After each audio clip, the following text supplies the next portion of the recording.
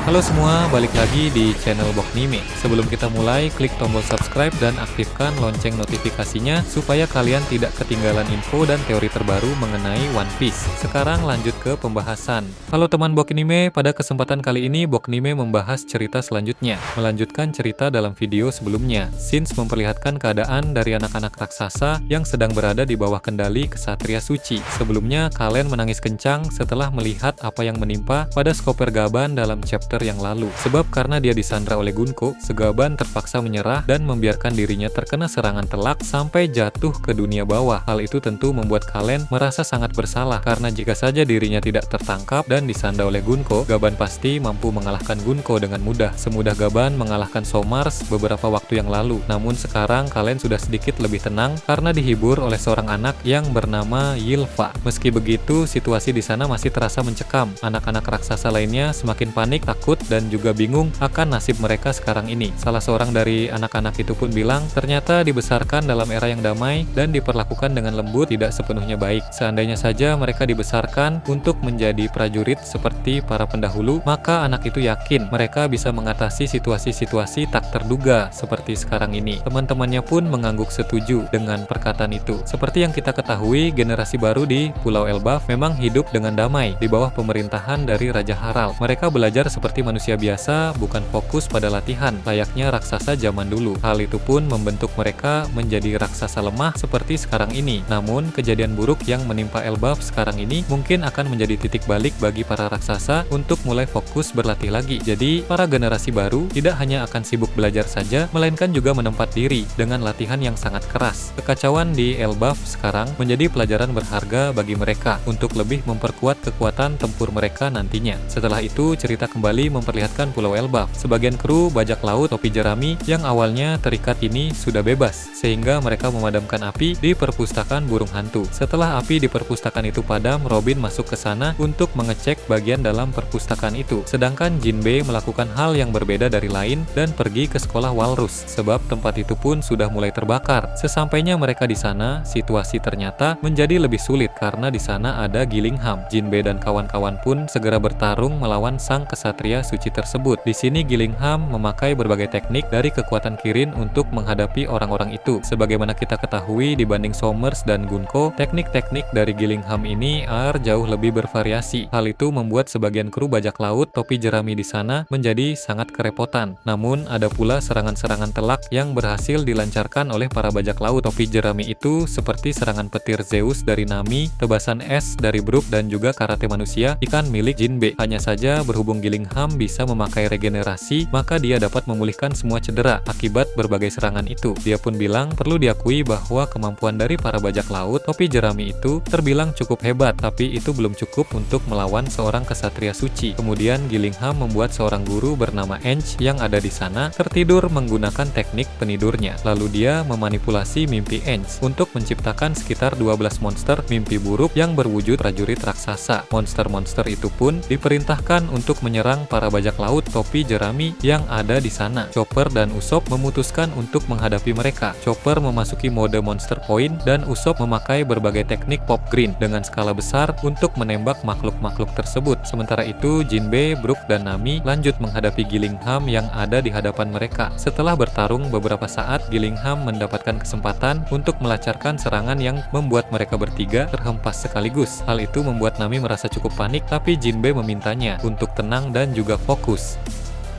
Tak lama berselang, Robin yang awalnya berada di perpustakaan burung hantu kini datang mendekati mereka. Dia pun bilang kepada teman-temannya untuk mulai mengatur strategi kembali, karena jika bertarung dengan cara biasa seperti ini, maka tak akan efektif untuk melawan seorang satria suci. Mereka pun memulai strategi baru. Serangan dimulai dari Nami yang memakai petir Zeus dari arah lurus yang diarahkan tepat ke bagian atas tubuh Gillingham, membuat tubuh Gillingham mengalami luka parah. Ketika Gillingham beregenerasi, dia terkejut karena ketika ternyata kakinya telah dibukukan oleh Brook. Tanpa berlama-lama, Jinbe pun melancarkan pukulan dari teknik karate manusia ikan dengan cukup kuat tapi dengan penuh kehati-hatian. Hal itu dimaksudkan agar Robin bisa dengan mudah menangkapnya memakai tangan yang dia ciptakan. Setelah menangkap Gillingham, Robin menciptakan lebih banyak tangan, membentuk sebuah jalur khusus menuju ke tepi jurang cabang pohon Adam. Dia pun menggulingkan tubuh Gillingham di jalur itu dengan maksud menjatuhkan dia ke dunia bawah. Ini adalah strategi yang menarik dan juga hampir berhasil, karena daripada terus-menerus melawan Gillingham yang bisa beregenerasi, lebih baik jatuhkan saja dia ke jurang supaya tidak menghalangi para kru bajak laut topi jerami lagi. Tapi di saat mereka hampir berhasil, tiba-tiba Gunko muncul di sana. Gunko pun segera menangkap mereka lagi, termasuk Usopp dan Chopper yang sudah melawan para monster mimpi buruk. Sedangkan untuk Robin, dia ditangkap oleh Somers dengan akar berduri seperti sebelumnya. Walau jarak Somers cukup jauh dari Robin, tapi karena beberapa waktu yang lalu dia sudah pernah menahan tubuh wanita itu dengan akar durinya, maka tak sulit bagi Somers untuk kembali melakukan hal yang sama. Lalu Gillingham yang hampir terjatuh ke jurang pun ditarik oleh Gunko memakai tanda panah miliknya, sehingga dia pun tidak jadi jatuh ke dunia bawah. Di sana Gunko kesal dan berkata bahwa Gillingham sangat ceroboh. Gillingham sendiri juga mengakui itu, tapi di sisi lain strategi dari Robin dan kawan-kawan memang sangat bagus. Jadi saat ini mereka semua pun telah tertangkap lagi seperti sebelumnya. Dari apa yang kita lihat di sini, Gunko dan Somers terlihat tampak lebih kuat dan lebih prima dari sebelumnya. Gunko mungkin menjadi lebih prima karena energi tambahan dari Im Sama. Meskipun tadi dia sempat kelelahan setelah dirasuki oleh Im Sama, tapi beberapa saat kemudian dia menjadi lebih prima lagi karena Im Sama meninggalkan sedikit energinya di tubuh Gunko.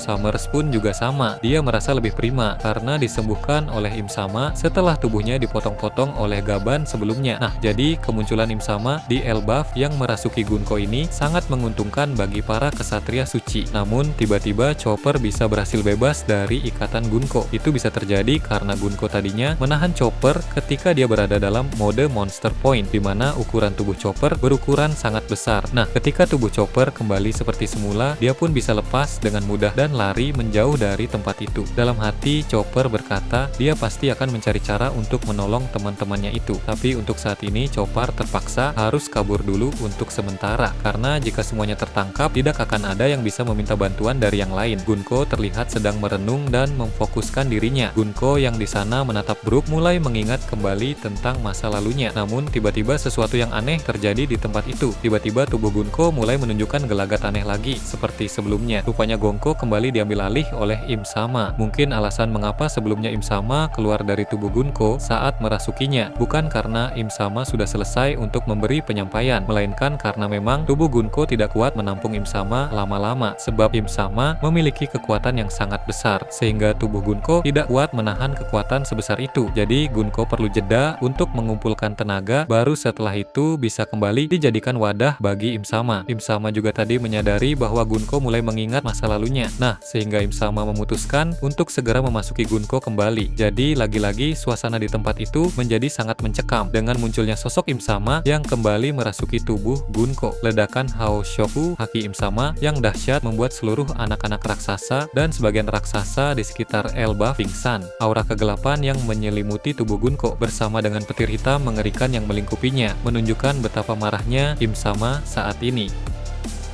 Raut wajahnya tak terbaca, namun amarah itu mengalir deras dari setiap gerakan dan energi yang dilepaskannya. Marijoa dalam keadaan kacau balau ditambah keinginannya untuk menguasai Elbaf membuat tindakannya semakin cepat dan tanpa ampun. Menurut Mimin Bochnime, alasan utama Im Sama ingin menguasai Elbaf adalah karena dia telah menerima Haoshoku Haki milik Joy Boy di Pulau Eget. Dengan hal tersebut, Im Sama merasa bahwa ia harus mempersiapkan segala sesuatu yang berhubungan dengan Joy Boy 800 tahun lalu lebih awal. Menurut perhitungannya, jika tidak dilakukan segera, maka waktu akan terbuang percuma. Di tengah kesadarannya tentang pertemuan mendatang dengan Nika, ingatan masa lalu mulai bermunculan. Hal inilah yang mendorong Im Sama turun langsung ke Elbaf menggunakan tubuh Gunko. Sementara itu, Luffy sebagai pemilik kekuatan Nika masih belum sepenuhnya memahami hakikat sejati dari kekuatan tersebut. Apakah ia akan mampu menguasai Nika Advance, yaitu kemampuan imajinasi tanpa batas? Semua itu masih belum pasti. Namun, Im Sama tampaknya sudah memahami potensi besar besar dari Nika, sehingga ia ingin menjamin dominasinya atas semua elemen yang terkait dengannya. Di tengah-tengah ketegangan ini, Shinji menampilkan adegan dramatis lainnya. Saat Dori dan Brogy menyerang Im Sama dengan kekuatan penuh mereka, Im Sama tanpa ragu-ragu mengeluarkan sebuah buku misterius. Buku tersebut terbuka sendiri, seperti memiliki kehidupan tersendiri, dan Im Sama mulai membacanya dengan kecepatan luar biasa. Tidak ada satu kata pun yang terlewatkan dari matanya yang waspada. Kemudian, dua senjata muncul dari buku tersebut, sebuah pedang kecil dan senapan aneh yang tak terlihat biasa. Dalam sekejap, kedua senjata itu menusuk tangan Dori dan Brogy tanpa memberi mereka kesempatan untuk bereaksi. Kalian berdua akan segera menjadi raja baru Elbaf, ujar Im Sama dengan nada dingin dan penuh otoritas. Teknik luar biasa yang ia gunakan disebut Devil Contract. Dengan teknik ini, Dori dan Brogy yang tadinya kuat dan ganas berubah menjadi iblis raksasa dengan ukuran yang mirip ras Ors. Tingginya mencapai langit-langit dan kekuatan haki mereka meningkat drastis hingga melebihi apa yang pernah mereka bayangkan. Para monster raksasa milik Gillingham yang sebelumnya liar dan sulit dikendalikan sekarang menjadi patuh kepada Im Sama. Setelah memastikan bahwa semua kekuatan di bawah kendali penuhnya, Im Sama memberikan perintah yang jelas dan tegas, hancurkan Ketua Jarul sekarang. Perintah ini langsung dijalankan oleh pasukan iblis baru yang dibuat oleh Devil Contract. Monster-monster raksasa juga bergabung dalam serangan brutal ini. Ketua Jarul yang sebelumnya dipandang sebagai simbol kekuatan dan keadilan di antara raksasa Elbaf sekarang menghadapi tantangan terbesarnya. Ia berdiri tegak meskipun jumlah musuh yang menghadangnya begitu banyak. Dengan tekad baja, ia bersiap menghadapi invasi yang tak terduga ini. Namun, Im Sama tidak hanya puas dengan menghancurkan Ketua Jarul. Dia memiliki rencana jangka panjang yang lebih besar. Setelah menguasai Elbaf, ia ingin memastikan bahwa kekuatan ini dapat digunakan untuk memperluas pengaruhnya ke seluruh dunia. Im Sama percaya bahwa dengan menguasai Elbaf, ia akan mendapatkan informasi penting tentang Joy Boy dan warisan yang ditinggalkannya. Informasi ini sangat penting bagi rencana besar Im Sama yang pada akhirnya bertujuan untuk mengalahkan Nika dan menguasai dunia One Piece. Terlihat konflik antara Luffy dan Im Sama semakin dalam. Luffy yang masih belum sepenuhnya memahami kekuatan Nika harus segera belajar agar bisa mengimbangi Im Sama. Pertarungan antara mereka berdua nantinya akan menjadi momen penentu dalam cerita ini. Sementara itu, nasib Elbaf tergantung pada apakah Ketua Jarul mampu melawan pasukan iblis raksasa yang diciptakan oleh Im Sama atau tidak. Tetapi ada satu hal yang menarik perhatian. Bagaimana jika Luffy benar-benar memahami kekuatan Nika? Bagaimana jika ia mampu mengaktifkan tingkat lanjutan dari Nika, yaitu imajinasi tanpa batas? Jika hal itu terjadi, maka perseteruan antara Luffy dan Im Sama akan menjadi salah satu pertarungan epik dalam sejarah One Piece. Seiring berjalannya waktu, para penduduk Elbaf mulai sadar akan bahaya yang mengancam mereka. Beberapa dari mereka mencoba melarikan diri, sementara yang lain memilih untuk tetap bertahan dan melawan. Keberanian mereka menjadi harapan terakhir bagi Elbaf. Dengan dukungan dari teman-teman Luffy dan sekutu-sekutunya, mungkin masih ada kesempatan untuk menghentikan rencana jahat Im Sama. Namun, pertanyaan besar tetap menghantui. Bisakah Luffy dan sekutunya mengalahkan Im Sama sebelum terlambat, atau apakah Elbaf akan jatuh ke tangan kekuatan jahat yang ingin menguasai dunia? Semua jawaban akan terungkap pada chapter selanjutnya. And see you nakama. Bagaimana menurut kalian terkait ini? Nah, itu tadi berbagai hal menarik pada bab 1150. Menurut kalian bagaimana? Silahkan tulis di kolom komentar di bawah.